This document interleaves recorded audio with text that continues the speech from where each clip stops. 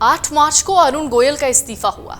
अचानक हुआ इस्तीफा कई सवाल खड़े कर रहा है कि आखिरकार ऐसा क्या हुआ कि चुनाव से पहले ही चुनाव आयुक्त अरुण गोयल को इस्तीफा देना पड़ा। तो इसको समझने के लिए एक दिन पहले चलते हैं, यानी 7 मार्च को। 7 मार्च का दिन चुनाव आयुक्त अरुण गोयल के इस्तीफा देने से एक दिन पहले। उस दिन निर्वाचन सदन के ऑफिस में सब कुछ बहुत नॉर्मल था, जैसा कि आम दिनों पर होता है। इस दिन गोयल ने मुख्य चुनाव आयुक्त राजीव कुमार के नेतृत्व में हुई चुनाव आयोग की बैठक में हिस्सा लिया। इस दौरान अंतर्राष्ट्रीय मीडिया के पत्रकार भी मौजूद थे। इस बैठक का आयोजन विदेश मंत्रालय की तरफ से किया गया।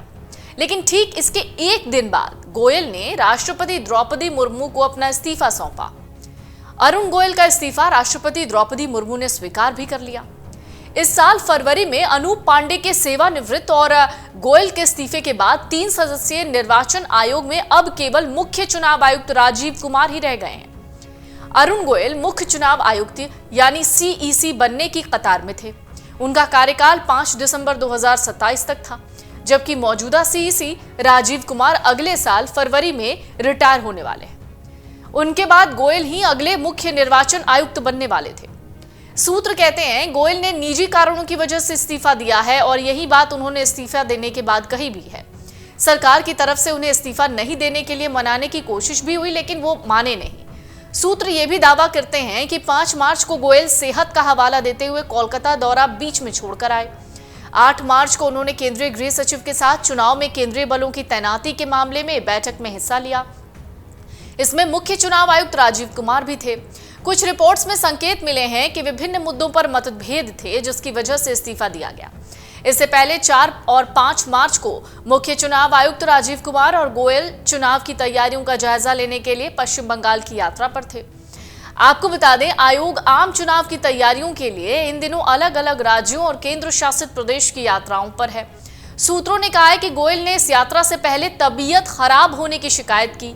हालांकि तबीयत खराब होने के बावजूद गोयल ने 4 मार्च को चुनाव आयोग के विभिन्न संगठनों के साथ हुई बैठक में हिस्सा भी लिया। ये मीटिंग्स रात के लगभग 8 बजे तक चली।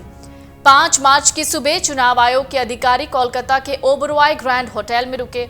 वहीं पर गोयल के लिए एक डॉक्टर को बुलाया। डॉक्टर ने उन्हें कुछ दवाइयां दी, लेकिन तबीयत ठीक न होने की वजह से गोयल ने 5 मार्च को दोपहर 12 बजे कोलकाता में चुनाव आयोग की प्रेस कॉन्फ्रेंस में हिस्सा नहीं लिया। 8 मार्च को गोयल को चुनाव आयोग की गृह सचिव अजय भल्ला के साथ बैठक में शामिल होना था। इस बैठक में सुरक्षा कर्मियों की तैनाती को लेकर चर्चा होनी थी, जो चुनाव के लिए बहुत ज्यादा अहम काम होता है। लेकिन इस बैठक से पहले ही गोयल ने अपना इस्तीफा राष्ट्रपति को दे दिया। गोयल के इस्तीफे की कॉपी न तो मुख्य चुनाव आयुक्त को भेजी गई, न ही इसे किसी और को दिया गया। गोयल 8 मार्च को पूरे दिन ऑफिस से दूर रहे। उन्होंने गृह सचिव के साथ सुरक्षा कर्मियों की तैनाती का मसला मुख्य चुनाव आयुक्त राजीव कुमार और रेलवे के अधिकारियों के जिम्मे छोड़ दिया। गोयल के इस्तीफे को राष्ट्रपति मुर्मू ने 9 मार्च को स्वीकार भी कर लिया। इस बीच सवाल उठने लगे कि क्या अरुण गोयल के इस्तीफे से लोकसभा चुनाव की घोषणा में कोई अड़चन आएगी। दरअसल चुनाव आयुक्त पद से अचानक अरुण गोयल के हटने के बाद निर्वाचन आयोग में एकल मुख्य सदस्य सीईसी यानी मुख्य चुनाव आयुक्त राजीव कुमार शेष हैं। मुख्य चुनाव आयुक्त राजीव कुमार अकेले भी लोकसभा चुनाव की घोषणा करने में सक्षम है। कोई कानूनी या संवैधानिक अड़चन भी नहीं है। संविधान का अनुच्छेद 324 चुनाव आयोग के एकल सदस्य के प्रदर्शन यानी कार्य करने की अनुमति देता है।